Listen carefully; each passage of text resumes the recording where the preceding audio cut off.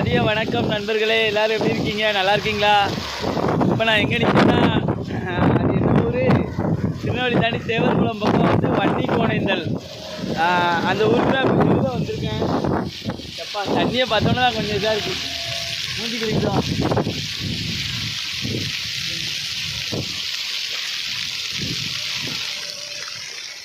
இது எங்கள் ஊர் தாமிரபரணி தண்ணி தான். எப்படி பாருங்க,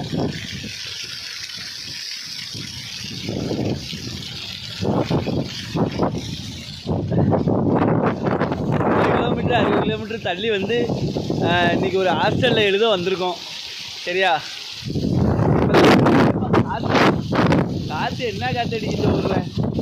சரி, வீடியோ தொடர்ந்து பாருங்கள். எவ்வளோ ராட்சச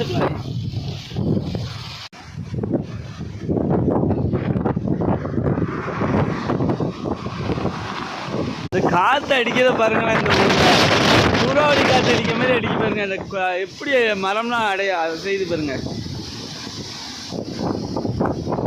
இந்த பைபாஸில் நடந்து போகிறதுக்கு வந்து ரொம்ப பயமாக இருக்குது.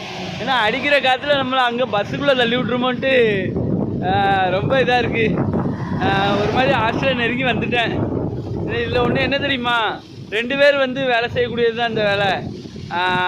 அண்ணன் வந்து நீ மட்டும் போய் எழுதி விட்டு வா அப்படின்ட்டு காலையில் அனுப்பிட்டாங்க. 11 மணிக்கு நான் கிளம்புனேன் இப்போ தான் வந்து சேர்ந்துருக்கேன். அது ஒரு பெரிய கதை, நான் அடுத்த வீடியோவில் சொல்லுவேன். சரியா? வீடியோ தொடர்ந்து பாருங்கள்.